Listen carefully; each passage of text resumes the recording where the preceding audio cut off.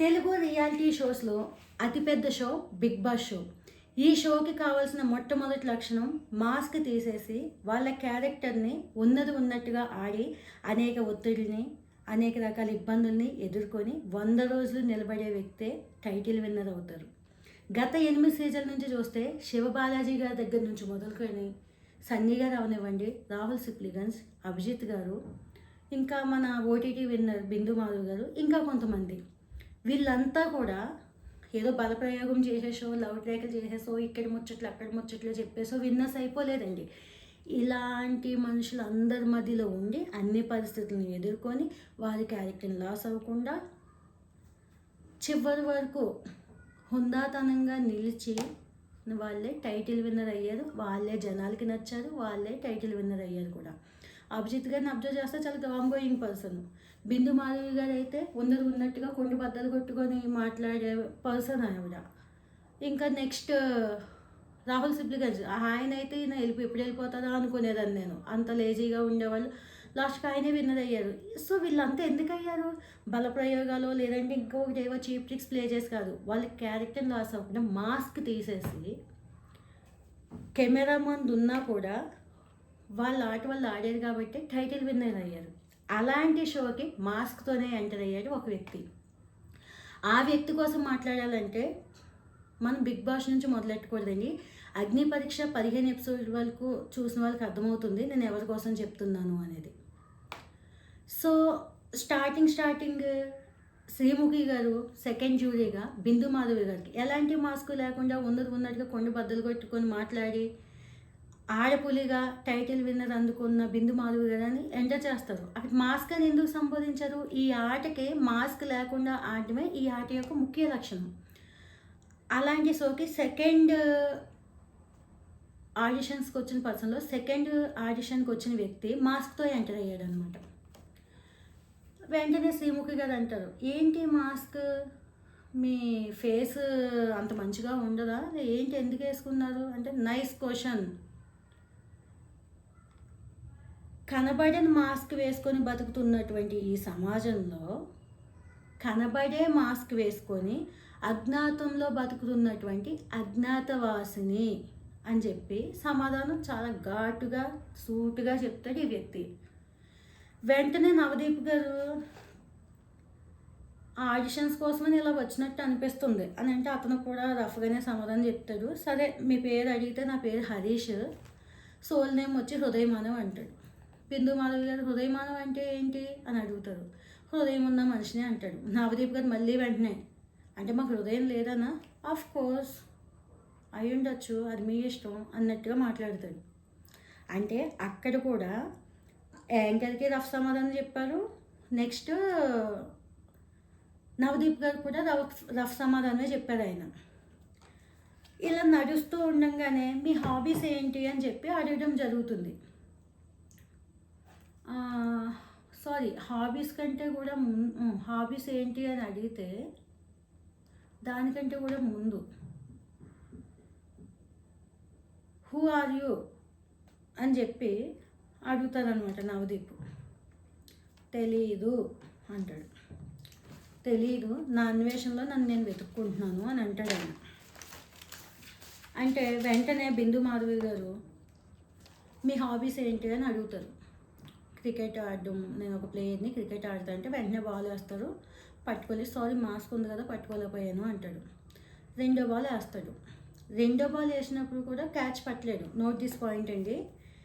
నువ్వు రెండో బాల్ వేసినప్పుడు నాకు మాస్క్ ఉంది, ఇబ్బందిగా ఉంది, తీయమంటారా లేకపోతే మరి ఎట్లా అని అడగాలి. ఎందుకంటే అతను సూటుగా అడిగే మనిషిని అతను ఇంట్రడ్యూస్ చేసుకున్నాడు కాబట్టి. అలా అది కూడా క్యాచ్ పట్టలేడు. అక్కడ కూడా అట్టర్ ఫ్లాప్. అభిజిత్ గారు అంటారు, ఇదంతా ఏదో పెద్ద స్టోరీలా ఉంది, 2 బాల్సే క్యాచ్ పట్టలేకపోయావు నువ్వు అని అభిజిత్ అనడం జరుగుతుంది. వెంటనే శ్రీముఖి గారు అంటారు, మీరు చాలా కోపిష్ట అని నేను విన్నాను అని అంటారు. అవును, నేను చాలా కోపిష్టి మనిషిని అని అంటాడు.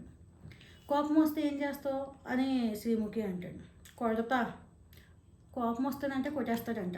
గమనించండి, కోపం, సంతోషం, ఆనందం ఇలాంటి ఎమోషన్స్ ఒక మనిషికి ఉన్నది కామన్.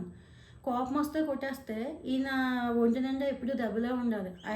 ఎవరిని కొడితే ఎవరు ఊరుకుంటారండి? ఇతను వెళ్ళి అందరిని కొట్టేస్తే ఊరుకుంటారా? లేదంటే అవతలోళ్ళు కొట్టించుకోవడానికి ఏమైనా సిద్ధంగా ఉన్నారా? సో ఒకటి ఇతనన్నా అందరిని కొట్టుకుంటూ పోవాలి, ఇతని కంటే బలవంతులు వచ్చి ఇతను కొట్టాలి.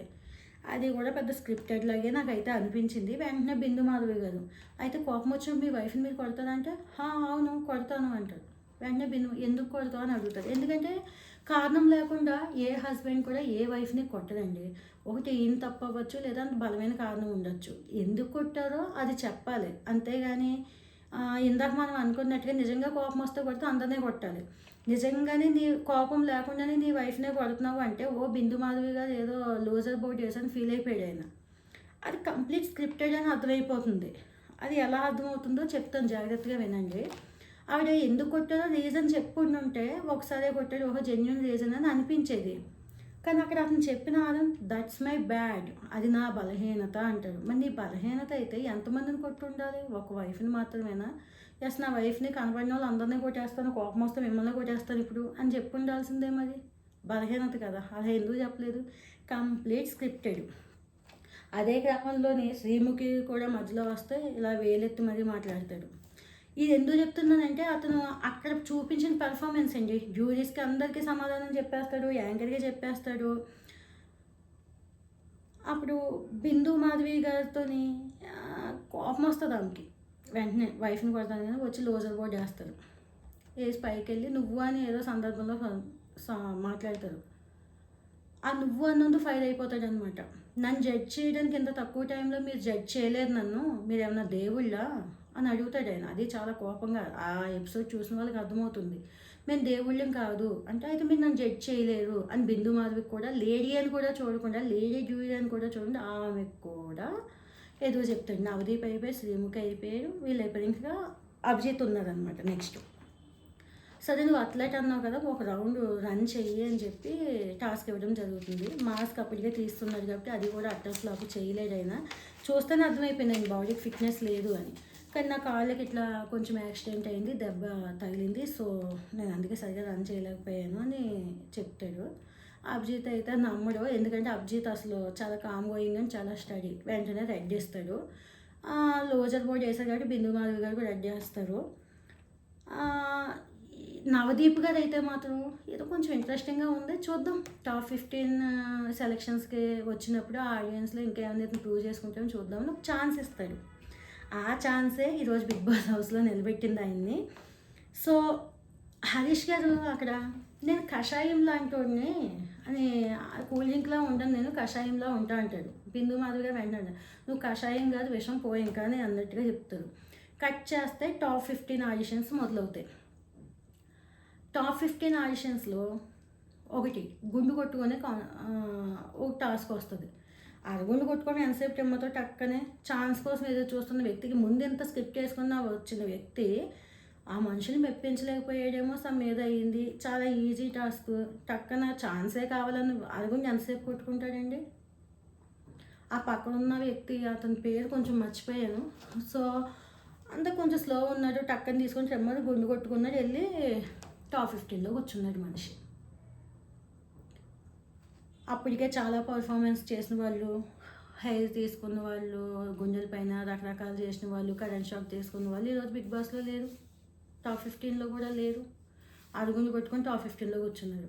సో అక్కడికి వెళ్ళి నువ్వేమన్నా ఆడావా లేకపోతే ఇంకేమన్నా అయినంటే, కొన్ని ఆటలు ఆడాడు అనుకోండి, చాలా వరకు మేము బట్టలు పూసుకొని రాలేదు, అలా పూసుకొని రాలేదు అని చెప్పి రఫ్ సమాధానాలు చెప్పి అందరికీ చెప్పుకుంటా ఈయన ఏదైనా ఎదిరించగలడు, ఉన్నట్టు మాట్లాడాడు. ఇలాంటి ఒక రకం హౌస్లో ఉంటే బాగుంటుంది. ఎందుకంటే అప్పటికే బిగ్ బాస్కి ఒక క్లారిటీ ఉంది, సెలబ్రిటీస్ని సెలెక్ట్ చేస్తారు. సెలబ్రిటీని సెలెక్ట్ చేశారు కాబట్టి ఈ టైప్ ఆఫ్ క్యారెక్టర్ లేదు కాబట్టి ఆడియన్స్ ఓటింగ్ ద్వారా ఈయన. ఒక ఇంటర్వ్యూలో విన్నాను, నేను నా వైఫ్ యూట్యూబ్ ఛానల్లో అప్పుడప్పుడు మాస్క్ వేసుకొని కనిపిస్తాను, నేను ఎవరిని కనీసం, ఒక అతను కూడా రివ్యూవర్ చెప్పాను, నేను అది విన్నాను, ఎవరు కూడా ఓటింగ్ అడగట్లేదు, జెన్యున్ పర్సన్, బంగారము అనుకుంటా సంబోధిస్తారనమాట ఇతన్ని. నేను మోసపోయానులేండి మొన్న 2 రోజుల్లో, ఎంత కోపంగా ఉన్నా వెంటనే బిగ్ బాస్లోకి వచ్చేసరికి అంతే. కానీ ఇతని రంగు అంతా నాకు నామినేషన్లో తెలిసిందనమాట. సో ఈ రకంగా బిగ్ బాస్ టాప్ 5లో కూడా వెళ్ళిపోతాడు. అక్కడ కూడా అతని కోపంతో, అతని సమాధానాలతో, వాటితోని ప్లేస్ కొట్టేస్తాడు బిగ్ బాస్ హౌస్లోకి. కట్ చేస్తే బిగ్ బాస్ హౌస్లోకి ఎంటర్ అవుతాడు. బిగ్ బాస్ హౌస్లోకి గుర్తుపెట్టుకోండి, శ్రీముఖికి ఎదురు సమాధానం చెప్పాడు, అగ్ని పరీక్షలో కంటెంటెస్ట్కి చెప్పారు, జ్యూరీస్కి చెప్పాడు. బిగ్ బాస్లో ఎంటర్ అవుతుండగానే బిగ్ బాస్ జనరల్గా ఎప్పుడు కూడానండి 1 వీక్ అలా ఫ్రీగా వదిలేస్తాడు. బిగ్ బాస్ నాగార్జున గారితోనే ఆట మొదలెట్టేశారు.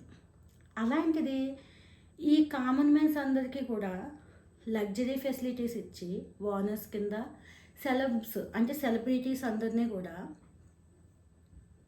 టెనెంట్స్ కింద పెట్టి ఫెసిలిటీస్ తక్కువ ఇచ్చారు. ఇది టాస్క్. అయితే వీళ్ళకి హరీష్ గారికి వచ్చింది ఏంటంటే ఫ్లోర్ క్లీనింగ్ ఎమాన్యుయల్ గారికి ఇచ్చి దానికి మానిటరింగ్ చేయడం ఇతనిది అనమాట టాస్క్. ఇదండి అతని డ్యూటీ ఈ వారం అంతా జరగబోయేది. ఇది ఇలా జరుగుతుండగానే డే 1 మరి వీళ్ళు లగ్జరీ పర్సన్స్ కదా, కామనర్స్కి వచ్చిన టాస్క్లో. సో హౌస్లో బిర్యానీ పంపిస్తాడనమాట. అన్ని ఫెసిలిటీస్ ఉన్నాయి కదా బిగ్ బాస్. డే 1గా తెలియదు కదా, చక్కగా అందరూ కూర్చొని తింటా ఉంటే బిగ్ బాస్ వెంటనే టెనెంట్స్ అందరూ బయట తినేటప్పుడే ఏదో పగబెట్టినట్టుగా అనిపించింది ఆ రోజు. పాపం టెనెంట్స్ అలా తింటూ ఉంటారు, ముద్దు పెట్టుకుంటారు, బయటకు పొమ్మంటాడు వాళ్ళని. వీళ్ళు తినడం, వీళ్ళకి ఇచ్చింది వీళ్ళు తినాలి కదా, టాస్క్ నడుస్తుంది కదా, ఆల్రెడీ 15 ఎపిసోడ్లు ఆడారు కదా. అందులోనే హరీష్ కోసం ఎందుకు స్పెషల్గా చెప్పుకుంటున్నామంటే ఆట ఇది ఆట అది ఊహా అని జడ్జిమెంట్ ఇచ్చుకొని వచ్చిన పర్సన్ కాబట్టి. బయటికి వెళ్ళిన తర్వాత ఎక్కడ శ్రీజ పాప కానీ వీళ్ళు కానీ కామనర్స్ ఎవరో కూడా అవకాశం దొరికితే చాలు ఫుటేజ్ కోసం ఏది వదలట్లేదు. ఒక సోల్జరు, జేమన్ పవన్ వీళ్ళు మాత్రం ఏదో అలా అలా స్లో అండ్ స్టడీగా ఉన్నారు. మిగతా వాళ్ళంతా ఎవరి గేమ్స్ వాళ్ళు ప్లే చేస్తున్నారు. బిర్యానీ పట్టుకొని వెళ్ళి నన్ను ఇంట్లోంచి పొమ్మన్నా సరే, బిగ్ బాస్ వెళ్ళిపోమన్నా సరే, నోటి దగ్గర ఫుడ్ లాక్కోవడం అనేది కరెక్ట్ కాదు బిగ్ బాస్, నేనైతే వాళ్ళకి పెడుతున్నాను, మీరు ఏమన్నా చేయండి, వెళ్ళిపోమంటే నేను ఇప్పుడు వెళ్ళిపోతా అంటాడు. అతనికి బాగా తెలుసు బిగ్ బాస్ గేట్ లోపలికి ఎంటర్ అయిన తర్వాత అతను బయటకు పంపించడం అనేది ఆడియన్స్ చేతిలో ఉంటుంది, బిగ్ బాస్ చేతిలో ఉండదు. ఈ చిన్న లాజిక్ తెలిసిన మనిషి బిగ్ బాస్ని మోసం చేసిండు. నేనే మోసపోయాను డే 1, ఆడియన్స్ని కూడా మోసం చేస్తాను. ఎందుకంటే ఇంత కోపంగా ఉన్న మనుషులు ఈ యాంగిల్ కూడా ఉందా, ఎంత మంచోడా అనిపించుకోవడానికి. పెద్ద పెద్ద వాళ్ళందరికీ ఎదురు చెప్పిన అదే ఎంత బాగా చూసుకుంటున్నాడు, మధ్య మధ్యలో కోపం డైలాగ్స్ కూడా వేస్తున్నాడు అనుకోండి, తీసుకెళ్ళి ఫుడ్ ఇస్తాడు. ఉన్నదే పోయింది ఉంచుకున్నదే పోయింది అన్నట్టు బిగ్ బాస్ ఏం చేస్తాడు అక్కడ, ఆ ఫుడ్ కూడా వెళ్ళి తినండి అని ఇస్తూ ఉంటే తీసుకెళ్ళి స్టోర్ రూమ్లో పెట్టేయమంటాడు. మళ్ళీ బిగ్ బాస్ ఏదో వాదన చేస్తాడు అప్పుడు. ఆ నెక్స్ట్ మళ్ళీ శ్రీజ పాప, ఈయన హరీష్, ఏం కాదు ఏమైనా ఎలాంటి పర్సన్ నేను ఎదుర్కొంటాను, మీరు తినండి, మీరు తినకపోతే మాకు ఎలాగో ఉంది అది ఇదని అట్టిపళ్ళు తీసుకొస్తాడు. అప్పుడు సెలబ్రిటీస్కి అర్థమవుతుంది మాకేమీ వద్దు, మాకు అంత ఆకలి వేయట్లేదు, బిగ్ బాస్ కోపానికి మేము గురి కాము అని. అప్పటి వరకు 15 ఎపిసోడ్స్ ఆడున్న వీళ్ళకి అర్థం కాని విషయం వాళ్ళకి అర్థమైంది. వీళ్ళ ఫుటేజ్ కోసం, వీళ్ళ కంటెంట్ కోసం, జనాల్లో వీళ్ళకి వచ్చేసే ఇది కోసం వాళ్ళని ఈ రకంగా ఇబ్బంది పెడతానే ఉన్నారు ఈ 2 రోజుల నుంచి. ఏదో వీళ్ళు షో, వీళ్ళు బిల్డప్, వీళ్ళు ఎక్స్ట్రాలోనే ఈ రకంగా అయితే ఆ రోజు జరిగింది. సో అక్కడ వాళ్ళు ఎప్పుడైతే వద్దన్నారో ఎమోషనల్గా లోపలికి వెళ్తే ఏడ్చుకుంటా వాళ్ళు వద్దు మాకు ఆకలి లేదు అన్నారు కాబట్టి నేను ఊరుకున్నాను, నోటికాడ కూడు లాక్కోవడం అయితే చాలా రాంగ్ అని ఏడ్చుకుంటా అక్కడ ఫుటేజ్ ఇచ్చేస్తాడు మనకి. మనం ఉన్నాం కదా వెర్రిగా నమ్మడానికి. నెక్స్ట్ కట్ చేస్తే తనుజ గారితో కిచెన్లో గొడవ. ఇతనికి ఇచ్చింది ఫ్లోర్ క్లీనింగ్, వీళ్ళెవరో ఓనర్స్ లగ్జరీగా ఉండాలి. గతంలో కూడా ఇలాంటి టాస్క్లు మనం చూసాం, హోటల్ టాస్క్ అని ఇలాంటివి. ఇతను ఏదో సర్వెంట్ లాగా వాళ్ళ దగ్గర హెల్పర్ లాగా వెళ్ళి వాళ్ళకి అలా ఉండు ఇలా ఉండు ఇలా చెయ్యి అలా చెయ్యి అని సలహాలన్నీ అవసరం లేదు. ఎందుకంటే 15 ఎపిసోడ్లు ఆడి ఉన్నారు, గతంలో సీజన్స్ చూసాడు, ప్లస్ ఆట కోసం అంతా నాకే తెలుసు అన్న వ్యక్తి వెళ్ళి మా ఇంట్లో ప్లాస్టిక్ గ్లాస్ ఎంత ఉంటుంది, ఆ ప్లాస్టిక్ గ్లాస్తో అంచనా ప్రకారం చేశాను, నీళ్ళు ఎక్కువ చెప్తాడు, ఎలా తక్కువ చెప్తాడు, ఎంతమందికి అంటారు అంతమందికి అంటారు, ఓకే తప్పలేదు, వాళ్ళని ఇరిటేట్ చేయాలి, ఇబ్బంది పెట్టాలి, అలా అయింది. నువ్వు ఇబ్బంది పెట్టు, ఇరిటేట్ చేయి. టెనెంట్స్కే సాంబార్ పప్పు కూరతో 3 రకాల కూరలు వచ్చినప్పుడు, లగ్జరీస్ నీ దగ్గర ఉన్నప్పుడు ఎన్ని రకాల కూరలు, కనీసం ఒక 5-6 రకాలన్నా ఒక మనిషి ఒక నచ్చింది వండించుకోవాలి. టాస్క్ అదే కదా, నువ్వు ఆట ఆడితే వండించుకోవాలి, అంతేగాని ఇన్ని వెయ్యి అన్ని వెయ్యి అని ఆవిడకి చెప్పడమే కాకుండా ఆవిడ డిస్టర్బ్ చేయడమే కాకుండా. అక్కడ పవన్ కళ్యాణ్ గారు కూడా ఆ గొడవలో ఇంక ఈవిడ ఇరిటేట్ అయిపోయి ఏడ్చి బర్నీ గారితో చెప్పి వీళ్ళందరితో మాట్లాడదాము, ఒకసారి వచ్చి ఇది అంటారు, ఒకసారి వచ్చి ఆవిడకి ఏదో వంట రాదు, ఆవిడేమో చిరాగ్గా పరగ్గా ఫేస్ వాల్యూనే అంతో లేకపోతే ఇంకోటో తెలియదు కదా, ఆవిడ మొహం కూడా చాలా చిరాగ్గానే ఉంది. కానీ అర్థమైంది కామ్నర్స్ అంతా ఆవిడనే టార్గెట్ చేశారని నాకు నిన్న ఎపిసోడ్లో అర్థమైంది అనమాట. లైవ్ చూశాక కామ్నర్స్ అంతా ఆవిడని బాగా టార్గెట్ చేశారు అని చెప్పి ఆవిడ పాపం ఏం చెప్పినా వింటుందండి. ఆవిడ ఫేస్ వాల్యూనే అలా ఉంది. ఆ టైంలోని వీళ్ళందరినీ పిలుస్తూ ఉంటే హరీష్ లేట్గా వస్తాడు. ఆ వాదనలోని నేను ఇలా అనుకున్నాను, మా ఇంట్లో ప్లాస్టిక్ గ్లాస్ ఉంది, ఆ కొలత ప్రకారం సరిపోద్దని చెప్పాను, నాకు తెలుసు కదా అన్నీ ఏదో ఇతనికే తెలుసు, వంట పని ఇతనికే తెలుసు, పెంట పని ఇతనికే తెలుసు, ఆట అన్నీ ఇతనికే తెలుసు, ఇంకెవరినేం మాట్లాడినవాడు. తనుజ కూడా ఫీల్ అవుతుంది, ఇతనితో మాట్లాడాలంటేనే కొంచెం ఇబ్బందికరంగా ఉంటుంది, ఎవరినేం మాట్లాడనివ్వట్లేదు అన్నట్టుగా ఆవిడ కూడా ఏడుస్తే ఎమోషనల్ అవుతుంది. అదే టైంలో ఆ గొడవ ఏదైతే అయిందో పవన్ కళ్యాణ్ ఎక్స్ప్లెయిన్ చేస్తూ ఉంటే చెప్తున్నాను కదా నువ్వేను అన్నట్టుగా అతన్నే వాదిస్తాడు. విషయం ఏంటంటే మాట్లాడినివ్వాలి కదా. పవన్ కళ్యాణ్ కూడా అతను ఆట ఏంటో ఏం చెప్తున్నాడో మనకు తెలియొద్దా? నిన్న జరిగిన బాత్రూమ్ గొడవలో, సంజన గొడవలో తెలిసింది, ఓ పవన్ కళ్యాణ్ దగ్గర కూడా చాలా పవర్ ఉంది, ఇతను మాట్లాడగలడు అని. అన్నీ ఇతనికే తెలిసినట్టుగా అందరినీ అలా కామ్ చేసేయడం, అది కూడా పాయింట్ నచ్చలేదు. ఎంతసేపు ఫుటేజ్ ఇదే అతను బెడిసి కొడుతుంది కూడా. నేను ఇదే చెప్పాలనుకున్నాను, ఏంటి ఇంత స్క్రిప్టెడ్ అవసరం లేదు, ఇంత అవసరం లేదు. ఓకే, నేను స్క్రిప్టెడ్ అండ్ నామినేషన్స్ తర్వాత నేను అక్కడ బిగ్ బాస్ ఎలా అయితే బుర్రి అయిపోయాడు అతని విషయంలో నేను బుర్రి కొట్టాను అనుకోండి.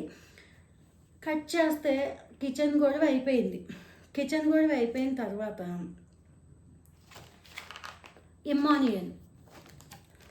ఇమ్మాన్యుయల్కి వీళ్ళిద్దరికీ కూడా మానిటరింగ్ చేసేది హరీషే కాబట్టి క్లీనింగ్లో కొంచెం బాండింగ్ ఏదో కుదిరింది.